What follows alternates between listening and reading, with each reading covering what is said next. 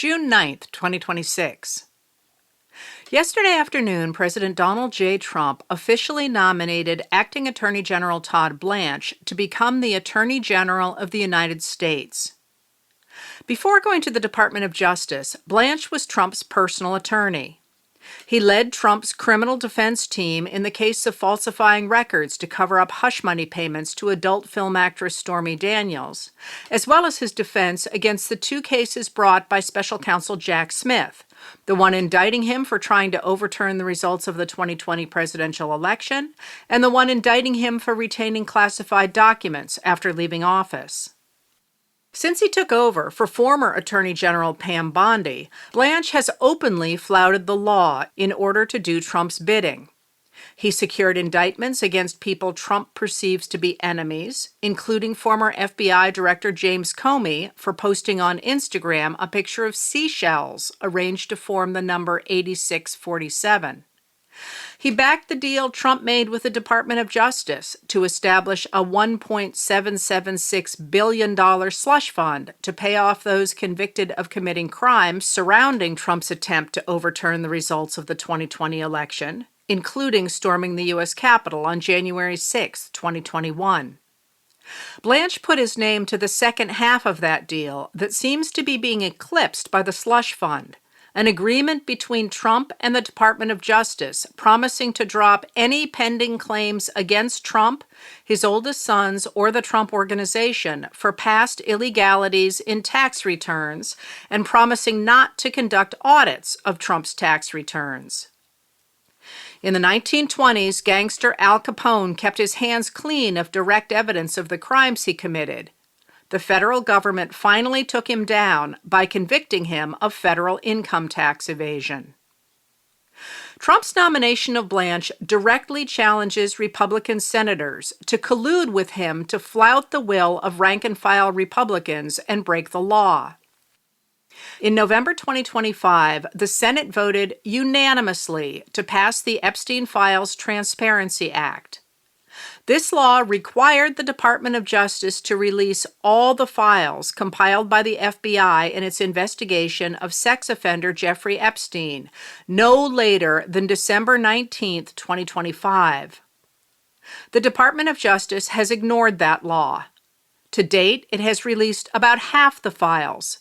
Many of those it has released are heavily redacted, although the law expressly prohibits such redactions. Instead, the Department of Justice released previously unknown names of Epstein's survivors. Mike Spector and Lindo So of Reuters reported yesterday that those survivors are now under threat from Trump supporters. "She'll be unalived," someone wrote under a news report of an accuser demanding the release of the files. "She really should have stayed quiet. R.I.P." In her testimony before the House Oversight and Government Reform Committee, Bondi told members of Congress that Blanche was in charge of the process and the entire release of the Epstein files. Bondi also said that she had nothing to do with the transfer of Epstein's associate, Ghislaine Maxwell, a convicted sex offender, from prison to a minimum security camp. As Annie Grayer, M.J. Lee, Paula Reed, and Marshall Cohen of CNN reported, that transfer happened just after Blanche interviewed Maxwell for 9 hours. In that interview, Maxwell said nothing that would tie Trump to Epstein's crimes, language Trump loyalists used to push back against the story reported just weeks before by Khadija Safdar and Joe Palazzolo in the Wall Street Journal that what appears to be Trump's signature is at the bottom of a birthday card to Epstein, suggesting the two shared a wonderful secret. The words were written over a drawing of a naked girl. MAGA Republicans supported Trump in 2024 because he promised to release the Epstein files, and Senate Republicans responded to their anger that the Trump administration was hiding those files by voting unanimously to require, not request, their release. Now Trump is demanding they abandon those voters to put the man behind that cover-up into office as the top law enforcement officer in the country. As David Kurtz of Talking Points Memo explained today, if Republican senators confirm Blanche, they will be rubber stamping Trump's perversion of the Department of Justice and encouraging it to continue, blessing wide-ranging and extreme corruption. No accountability, no roadblocks, no pumping the brakes. That rubber stamp on criminality would fall just as the corruption of the administration has become too obvious to pretend doesn't exist. New stories out today examine new aspects of that corruption. Joshua Kaplan, Justin Elliott, and Alex Merjeski of ProPublica reported that an Indian billionaire appears to have gotten Trump to ease sanctions against his family's energy empire by investing $100 million in a Texas startup company in which Donald Trump Jr. is an investor. Upon the Ambani family's investment in America First Refining, the startup secured beneficial U.S. policies for which it had been lobbying. The journalists report that long-standing problems with the company make it unlikely that the refinery America First has promised will ever get built, especially at a time when refineries are expensive and unprofitable. The journalists note that it has become a theme of Trump's second term. Overseas investors with interests before the administration putting money into the Trump family's business interests. Last December, looking only at publicly disclosed investments, the one the journalists uncovered today was secret, Forbes estimated that Don Jr.'s net worth had jumped from about $50 million to about $300 million since the 2024 election. In Mother Jones today, scholar of corruption Casey Michel explored the many connections between Trump's son-in-law Jared Kushner and Middle East billionaires who have invested billions in his investment fund Affinity Partners, essentially buying access to the president and U.S. policymaking, even as the inexperienced Kushner represents the U.S. in sensitive negotiations in the region. Kushner's plans include a deal for a $1.6 billion tourist resort in Albania along a stretch of coastline and a pristine island protected as a critical area of biodiversity. Critics claim Prime Minister Edi Rama backed the Affinity Partners project to curry favor with the Trump administration.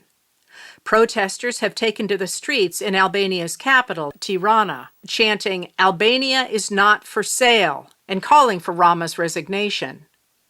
White House press spokesperson Anna Kelly told Mithil Agarwal, Ralph Sanchez, and Mo Abbas of NBC News that Kushner is a volunteer for the government and that his business activities have nothing to do with the president or the administration. Asked if Rama's government had backed the project to gain favor with Trump, she said, "This is the same tired narrative that Democrats have pushed against President Trump, his family, and his administration for a decade." An investigation by Tom Bergen, Michelle Conlin, Ko-Gui Ching, and Tom Wilson of Reuters today shows that the Trump family has made at least $2.3 billion in their cryptocurrency licensing adventures since Trump began his second term. It also shows that more than 1 million people who invested in their enterprises have suffered at least $2.3 billion in losses. The journalists report that the investors they interviewed believed that Trump's position as president and what they perceived as his business acumen guaranteed they would make money. Some said they still hold on to the hope that Trump will make things right. Others expressed regret, anger, and embarrassment. Trump and MAGA Republicans celebrated the model of governance used by Prime Minister of Hungary Viktor Orban during his 16 years in power, calling for the U.S. government to mimic his rejection of immigration, undermining of the rule of law, and destruction of liberal democracy in favor of what Orban called illiberal democracy or Christian democracy. After voters threw out Orban and his party with a supermajority that would empower the country's new leaders to investigate their predecessors, the extraordinary corruption is coming to light.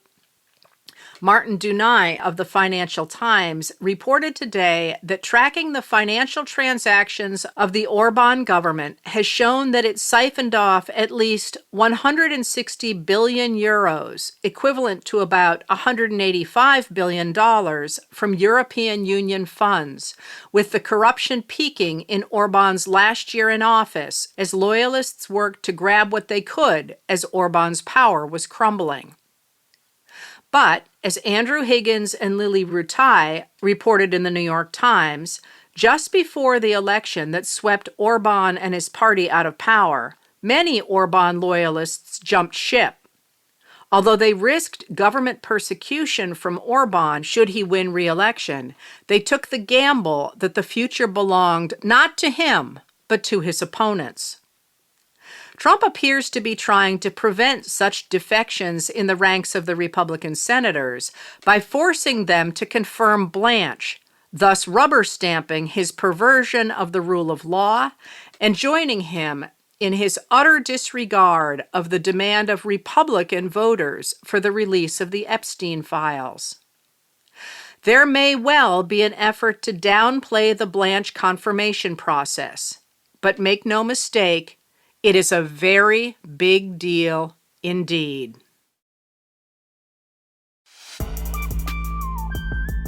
Letters from an American was written and read by Heather Cox Richardson.